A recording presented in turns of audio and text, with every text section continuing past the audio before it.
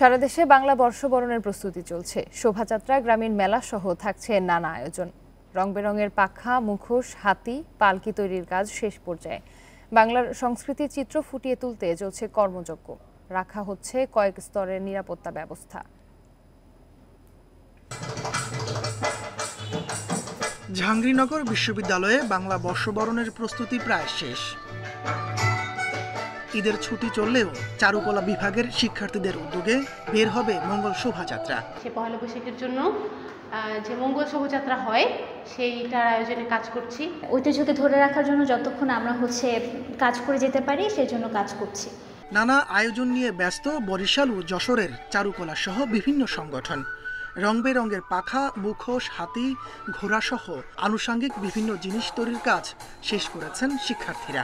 সব কাজই প্রায় মোটামুটি শেষ হয়েছে। মাটির কাজও করা হয়েছে। টাট্টু ঘোড়া বানানো হয়েছে, তারপর পঙ্খিরাজ, আরও অনেক কিছুর আয়োজন করা হয়েছে। সাথে মাটির ঘটে রং করা, আলপনা, সকল প্রস্তুতি আমাদের নেওয়া হয়ে গেছে। আমাদের বড় যে আইটেমগুলো লোকশিল্পের যেগুলো থাকে সেগুলো হাতি, ঘোড়া, পালকি সহ লোকশিল্পের সকল কিছু তৈরি হয়ে গেছে। মাদারীপুর শহরে লেকপার মুক্তমঞ্চে হবে সাংস্কৃতিক অনুষ্ঠান, পাশাপাশি দিনব্যাপী বৈশাখী মেলাও থাকছে। মুন্সিগঞ্জের শিল্পকলা একাডেমিতে তৈরি করা হয়েছে মঞ্চ। বর্ষবরণ আয়োজন ঘিরে বিশেষ নিরাপত্তা ব্যবস্থার কথা জানিয়েছে জেলা প্রশাসন। জেলা প্রশাসন ইতিমধ্যে পহেলা বৈশাখের সকল আয়োজন সম্পন্ন করেছে এবং আমরা এখনও কাজ করছি। আমরা আশা করছি যে বর্ণাঢ্য আয়োজনের মধ্য দিয়ে আমাদের এই যে দিনটি এটি আমরা উদযাপন করতে পারব। নাটোর ও নেত্রকোনা সহ বিভিন্ন জেলায় প্রশাসন ও বিভিন্ন সংগঠন নানা কর্মসূচি নিয়েছে পয়লা বৈশাখ ঘিরে। মঙ্গল শোভাযাত্রা সহ থাকছে গ্রামীণ মেলা। তাপস সরকার, ইন্ডিপেন্ডেন্ট নিউজ। পুরো দমে চলছে বাংলা বর্ষবরণের প্রস্তুতি।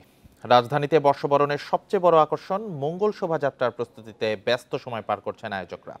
তাই দম ফেলার ফুরসত মিলছে না ঢাকা বিশ্ববিদ্যালয়ের চারুকলার শিক্ষার্থীদের।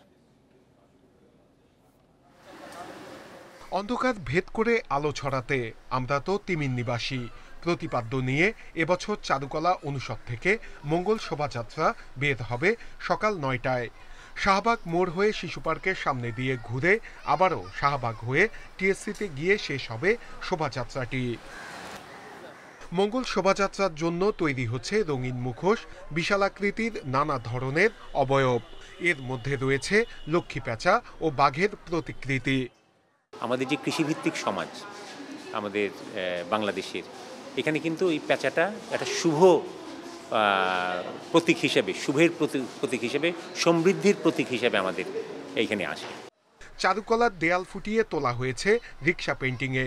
আয়োজন ঠিকভাবে করতে ঈদের ছুটিতেও ব্যস্ত সময় পার করছেন চারুকলার শিক্ষার্থীরা। ওয়াল পেইন্টিং সব শেষ আর এখানের কাজ তো চলছেই। বৈশাখের প্রস্তুতি প্রায় শেষ পর্যায়ে, এখন সামান্য কিছু কাজ বাকি আছে। বিশাল এই কর্মযজ্ঞ দেখতে পরিবার পরিজন নিয়ে অনেকেই আসছেন চারুকলায়। খুব সুন্দর লাগছে, খুব ভালো লাগছে, দেখতে খুব ভালো লাগছে। পয়লা বৈশাখে ঢাকা বিশ্ববিদ্যালয় এলাকায় মুখে মুখোশ পরা যাবে না, বহন করা যাবে না ব্যাগও। তবে চারুকলা অনুষদের মুখোশ হাতে নিয়ে প্রদর্শন করা যাবে। অনুষ্ঠান শেষ করতে হবে বিকাল 5টার মধ্যে। উপজেলা যে বাসটি ব্যবহার করে, এটা যদি কেউ ব্যবহার করে এই নিষেধাজ্ঞা অমান্য করে, বিশ্ববিদ্যালয় কর্তৃপক্ষ বিশ্ববিদ্যালয় আইন অনুযায়ী এবং সরকারকে অনুরোধ করব, পুলিশ প্রশাসনকে অনুরোধ করব, পুলিশ প্রশাসনের আইন অনুযায়ী যেন ব্যবস্থা গ্রহণ করে। শনিবার সন্ধ্যা 7টার পর ক্যাম্পাসে ঢাকা বিশ্ববিদ্যালয়ের স্টিকারযুক্ত গাড়ি ছাড়া অন্য কোনো গাড়ি প্রবেশ করতে পারবে না। নববর্ষের দিন ক্যাম্পাসে মোটরসাইকেল সহ সব ধরনের যানবাহন চলাচল বন্ধ থাকবে। নূরে আলম, ইন্ডিপেন্ডেন্ট নিউজ, ঢাকা।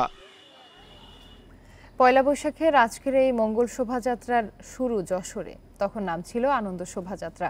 তাতেই প্রথম ব্যবহার করা হয় ট্যাপা পুতুল, পেঁচা, ময়ূর, বাঘ সহ নানা লোকোমোটিভ। শিল্পী এস.এম. সুলতানের সংগঠন চারুপীঠের ব্যানারে হয়েছিল এই আয়োজন। আর এর মূল ভাগে ছিলেন শামীম হিরণময়ের মতো কয়েকজন তরুণ। তারা বলছেন 21-এর প্রভাত ফেরির অনুকরণে বর্ষবরণের আনন্দ শোভাযাত্রা শুরু। সালটা 1985। সামরিক আইনে রুদ্ধ সারা দেশ। দম বন্ধ হয়ে আসা সেই সময়ে ঢাকা থেকে যশোরে আসেন চারুকলার ছাত্র শামীম হিরণময়। শিল্পী সুলতানের হাতে গড়া চারুপীঠের উদ্যোগে পয়লা বৈশাখ উদযাপনে প্রথমবারের মতো বেরোয় আনন্দ শোভাযাত্রা। 1392, হ্যাঁ, এই 1985 সাল পয়লা বৈশাখ আমরা এই সব শিল্প ঐতিহ্যকে মিলায় ভাষার জন্য যে এই ভাষার বিজয় যে শোভাযাত্রা 21 ফেব্রুয়ারি, আর এইটা হবে আমাদের কৃষ্টির হারানো কৃষ্টির বিজয় শোভাযাত্রা। তখনই প্রথম ব্যবহার হয় ট্যাপা পুতুল, পেঁচা, ময়ূর, বাঘের মতো সব বাংলার লোকোমোটিভ, যা আজকের মঙ্গল শোভাযাত্রার মূল আকর্ষণ। আর্টের ফেস্টিভ্যাল, তার সাথে কীভাবে এই রাজনীতির বিষয়টা আসতে পারে সেটাও একটা বিষয় দাঁড়িয়েছে এটা ঢাকাতে।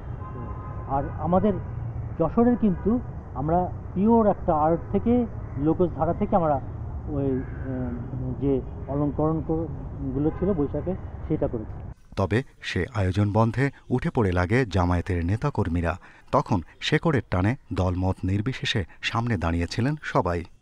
মৌলবাদী ওরা ওদের জন্মই হচ্ছে ভাষার, আমাদের স্বাধীনতা এবং আমাদের কৃষ্টিকে, আসল শত্রু হলো কৃষ্টিকে ধ্বংস করার জন্য। সেই উৎসবটা সব রাজনীতির ঊর্ধ্বে নেওয়ার সফলতা আমরা দেখাইছি। প্রথম বর্ষবরণের আনন্দযাত্রা শুরু হয়েছিল যশোর শহরের জেলা প্রশাসকের তৎকালীন অফিসের সামনে থেকে। তাতে ঢাক, ঢোল, বাঁশি, কাঁসর নিয়ে সামিল হয়েছিলেন নগরবাসী। আমরা প্রথম এই মিছিলটা করলাম এবং এর ফলে কি হলো যে চারুপিঠির একটা দায়িত্ব হয়ে গেল যেন প্রতি বছর এটা কিছু আয়োজন করা। প্রতি বছর আমাদের আয়োজন বাড়তে লাগলো। যশোরে 4 দশক ধরে শিল্পচর্চার নেতৃত্ব দিচ্ছে চারুপীঠ। 1978-এ যে ধারা সূচনা করেছিলেন সুলতান, এখনও তা বহাল। এবারও সাড়ম্বরেই হচ্ছে বর্ষবরণ ও সংক্রান্তি। 1431-এও আমরা মনে করি সেই চেতনার পুনর্জাগরণ আবারও হবে এই চারুপীঠের হাত ধরে। যশোরের চারুপীঠ থেকে চারুকলার মঙ্গল শোভাযাত্রা, সেটি এখন বিশ্ব ঐতিহ্যের অংশ। সাম্প্রদায়িকতা ভুলে প্রগতির পথে হাঁটা এক বার্তা। Shahriar Anirban, independent news, Dhaka. রাজনৈতিক স্থিতিশীলতা নষ্ট আর দেশীয় সাংস্কৃতিক চর্চা বন্ধে রমনার বটমূলে বর্ষবরণ অনুষ্ঠানে বোমা হামলা করেছিল জঙ্গিরা। কিন্তু 23 বছরেও শেষ হয়নি এর বিচার কাজ।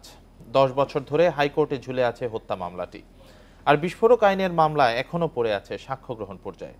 এ অবস্থায় নতুন আরও একটি বছরের শুরুতে ক্ষোভ জানান হামলায় বেঁচে যাওয়া শিল্পীরা। 2001 সালের 14 এপ্রিল পয়লা বৈশাখের ভোরে রমনায় ছায়ানটের বর্ষবরণ অনুষ্ঠানে এভাবেই জঙ্গি হামলা হয়। দুর্নিয়ন্ত্রিত দুটি বোমা বিস্ফোরণে নিহত হয় 10 জন, আহত অনেকেই। এই ঘটনায় করা হত্যা মামলায় 2014 সালের জুনে হুজি নেতা মুফতি হান্নান সহ 8 জনের ফাঁসি ও 6 জনের যাবজ্জীবন হয় বিচারিক আদালতে। তবে এরপর থেকে হাইকোর্টে আটকে আছে বিচার। শিগগিরই শুনানি শুরু হবে বলে জানান অ্যাটর্নি জেনারেল। ইতিপূর্বে যখন এটা শুনানির জন্য ছিল অন্য একটি বেঞ্চে, সেই বেঞ্চের একজন বিচারপতি, যিনি বিচারপতি হওয়ার পূর্বে আইনজীবী হিসাবে ওই মামলায় ওনার কিছু মামলার ফাইলপত্র উনি দেখেছেন, পড়াশোনা করেছেন মামলার শুনানি করার জন্য, যার ফলে উনি যেহেতু আইনজীবী হিসেবে মামলার সম্বন্ধে জানেন, সেই কারণে উনি মামলাটা করেন নাই, উনি মামলাটা ফেরত পাঠিয়ে দিয়েছিলেন। এর পরিপ্রেক্ষিতে মাননীয় প্রধান বিচারপতি মহোদয় আরেকটি বেঞ্চে পাঠিয়েছেন, সেই বেঞ্চে এখন শুনানি হবে, শুনানির জন্য লিস্টে আছে এবং ঈদের পরপরই এটা শুনানি ধরবে। এদিকে বিস্ফোরক আইনে করা আরেক মামলায় সাক্ষ্য গ্রহণই এখনো শেষ হয়নি। 84 সাক্ষীর মধ্যে 54 জনের সাক্ষ্য গ্রহণ 2022 সালে শেষ হলেও এরপর আদালত পরিবর্তন হওয়ায় থমকে আছে বিচার। দ্রুত সাক্ষ্য গ্রহণ শেষ করার আবেদন জানানোর কথা জানায় রাষ্ট্রপক্ষ। 54 জন সাক্ষী তারা সাক্ষ্য প্রদান করেছে, তার মানে এটা যত তাড়াতাড়ি সম্ভব এটা শেষ করা উচিত, কারণ এটা দীর্ঘদিন হয়ে গেছে। আর যেহেতু সেম আসামি, তাদের তো বিভিন্ন মেয়াদে তাদের সাজা হয়েছে।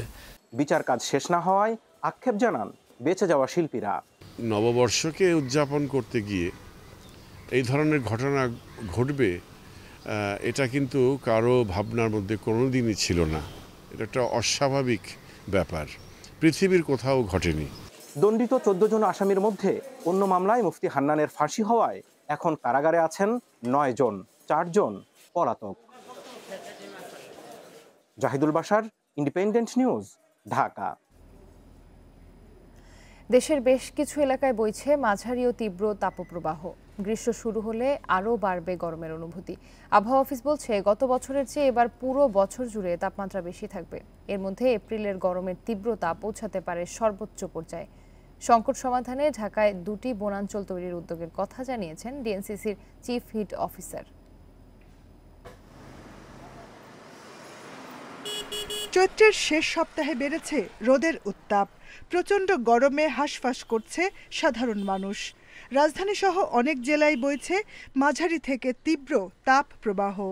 ডেইলি লাইফে আমরা যে কার্যক্রম করছি গরমের জন্য অসুবিধা হচ্ছে। মানে হঠাৎ করে গরমটা পড়ে গেছে এবং যেটা স্কিন মনে হচ্ছে স্কিন পুড়ে যাচ্ছে। বাতাসে জলীয় বাষ্পের পরিমাণ বেশি হওয়ায় গরমে অস্বস্তি বাড়ছে বলে জানিয়েছে আবহাওয়া অফিস। 2023 সালের তুলনায় এবছর তাপমাত্রা আরও বাড়তে পারে বলে পূর্বাভাস দিয়েছেন আবহাওয়াবিদরা। এবছরও এপ্রিল মাস খুব উত্তপ্ত থাকবে এবং এই মাসেই 3 থেকে 4টি তাপপ্রবাহ মৃদু থেকে মাঝারি ধরনের এবং 1 থেকে 2টি তীব্র অথবা অতি তীব্র, যেখানে তাপমাত্রা 42 ডিগ্রি সেলসিয়াসের ঊর্ধ্বে ওঠার সম্ভাবনা রয়েছে। বিশেষজ্ঞরা বলছেন নির্বিচারে গাছ কাটা, জলাশয় ভরাট করা, এসির অত্যধিক ব্যবহারের কারণে রাজধানীর তাপমাত্রা বেড়েই চলেছে।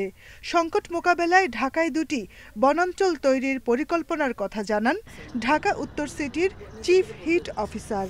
ঢাকায় তাপমাত্রা কমানোর জন্য নেচার বেস সলিউশনসের থ্রু দিয়ে আমরা দুইটা বন করার চেষ্টা করছি। 2 আরবান ফরেস্ট, একটা হচ্ছে আমরা মিরপুর কল্যাণপুরের দিকে, আর একটা হচ্ছে বনানী এক্সপ্রেসওয়ের পাশ দিয়ে।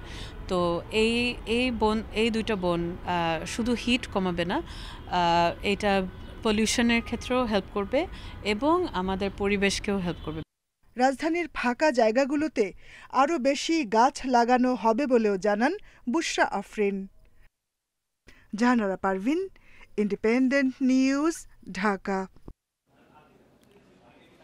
মিয়ানমারের সেনা বিদ্রোহী সংঘাতে আবারও কক্সবাজারের টেকনাফের হোয়াইটকং ও নীলায় বিস্ফোরণ ও ভারী গোলার শব্দ শোনা গেছে। শুক্রবার বিকেলে বোমার শব্দে আতঙ্ক ছড়িয়ে পড়ে।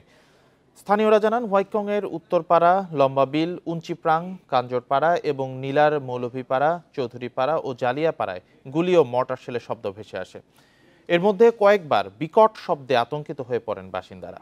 হোয়াইটকং ইউনিয়ন পরিষদের চেয়ারম্যান নূর মোহাম্মদ আনোয়ার জানান, বৃহস্পতিবারও থেমে থেমে মর্টার শেল ও গুলির শব্দ শোনা গেছে।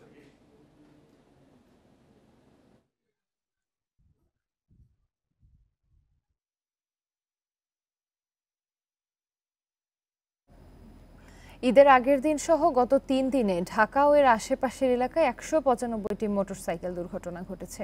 এতে রাজধানীর হাসপাতালগুলোতে মারা গেছেন 6 জন আর রাজধানীর বাইরে সারা দেশে মৃত্যু 32 জনের।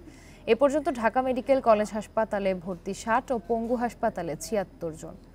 ফাঁকা সড়কে বেপরোয়া গতি মোটরসাইকেল দুর্ঘটনার প্রধান কারণ বলছেন বিশেষজ্ঞরা।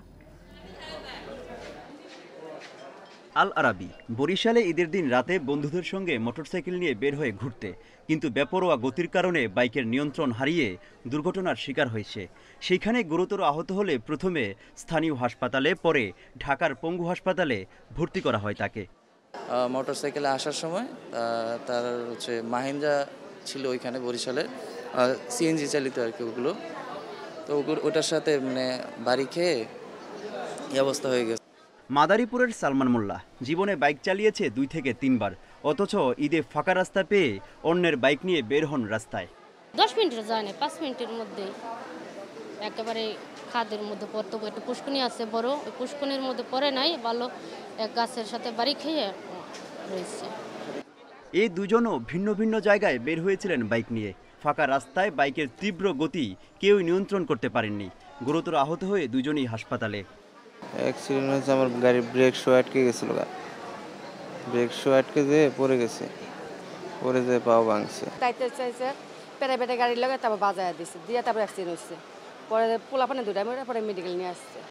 ঈদের ছুটিতে সারা দেশের রাস্তাঘাটই ফাঁকা, তাই যে যার মতো চালাচ্ছে মোটরসাইকেল, ফলে বেড়েছে দুর্ঘটনার সংখ্যা। চিকিৎসকরা জানান, আহতদের বেশিরভাগই আশঙ্কাজনক। আগের দিনে যদি একটা হাড় 2 টুকরা হয়েছে এটা হয়তো, এখনকার 8 টুকরা হয়। আগের দিনে যদি নর্মালি হাড় ভাঙতো, এখন হাড় ভাঙার সাথে সাথে তাদের রক্তনালী ছিঁড়ে যায়, এখানে মাংস উড়ে যায়, এতে ইনফেকশনের চান্স বেশি। এখনকার রোগীর অ্যাক্সিডেন্টের ভার হচ্ছে জটিল বেশি। মোটরসাইকেল দুর্ঘটনায় আহতদের বেশিরভাগই কিশোর, যাদের বয়স 20-এর নিচে এবং 15 থেকে 17 বছর বয়সী বেশি। ঈদে ফাঁকা রাস্তায় বেপরোয়া মোটরসাইকেলের গতির কারণে কারো থেমে গেছে জীবন, কেউ বা হয়েছে পঙ্গু, আবার কারো কারো হাত পা ভেঙে গেছে। এমন অসংখ্য রোগী গত 2 দিনে রাজধানী সহ সারা দেশের হাসপাতালগুলোতে ভিড় জমাচ্ছে। Mohammad Omar Faruk, Independent news, Dhaka. মুন্সিগঞ্জের টঙ্গীবাড়িতে পদ্মার শাখা নদীতে গোসলে নেমে বাবা ছেলে সহ নিখোঁজ 3 জনের মধ্যে 2 জনের মরদেহ উদ্ধার করেছে ফায়ার সার্ভিস। শুক্রবার রাত 8:30টার দিকে ঘটনাস্থলের কাছাকাছি জায়গায় তাদের মরদেহ উদ্ধার করা হয়। উদ্ধারকৃতরা হলেন বেসরকারি ব্যাংক কর্মকর্তা মোহাম্মদ জুয়েল রানা ও রেলের প্রকৌশলী রিহাদ আহমেদ রাজু। তবে রাজুর 16 বছর বয়সী ছেলে মোহাম্মদ আরিফ নিখোঁজ রয়েছে। ফায়ার সার্ভিস জানায় তারা টঙ্গীবাড়ি উপজেলার বেসনাল এলাকায় আত্মীয়ের বাড়িতে বেড়াতে আসেন। শুক্রবার বিকেলে ট্রলারে করে দিঘিরপাড় ইউনিয়নের ধানকোড়া এলাকায় ঘুরতে বের হন। পরে ট্রলার থেকে গোসল করতে নামেন রামিনী নদীতে। এ সময় তীব্র স্রোতে ভেসে যায় আরিফ। তাকে উদ্ধারের চেষ্টা করলে বাকি 2 জনও ভেসে যান।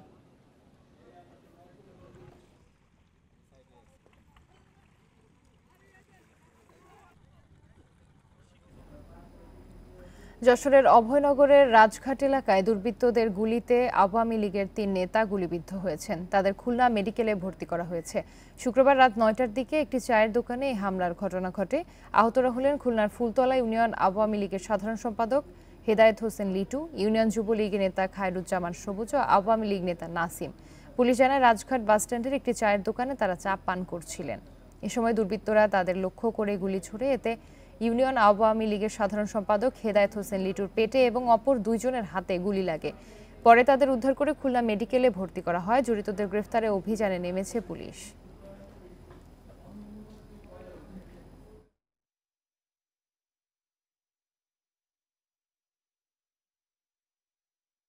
হেদায়েত হোসেন লিটু আমাদের ফুলতলা ইউনিয়ন আওয়ামী লীগের সাধারণ সম্পাদক আমাকে ফোন দেয় যে লিডার আমাকে গুলি করছে, বাঁচাও। আমার ভাইপো ঠিক আছে গুলিবিদ্ধ হয়। আমি সংবাদ পেয়ে স্ট্যান্ডে আসি, আমি ওরে অ্যাম্বুলেন্সে করে নিয়ে আসি।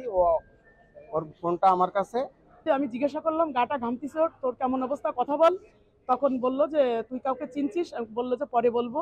আমি কিভাবে এটা হলো? কত গুলি করছে? 3টে গুলি করছে, একটা গুলি আমার লাগছে, 2টা স্লিপ করছে। 2027 সালে ওডিআই বিশ্বকাপ মাঠে গড়াবে সাউথ আফ্রিকা, জিম্বাবুয়ে ও নামিবিয়ায়।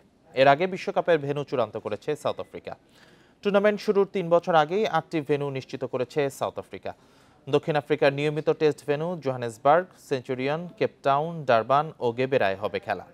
এছাড়া অন্য ভেন্যুগুলো হলো ব্লুমফন্টেইন, পার্ল ও ইস্ট লন্ডন। এর আগে আইসিসির আরও বড় 2টি টুর্নামেন্ট 2025 চ্যাম্পিয়ন্স ট্রফি ও 2026 টি20 বিশ্বকাপ।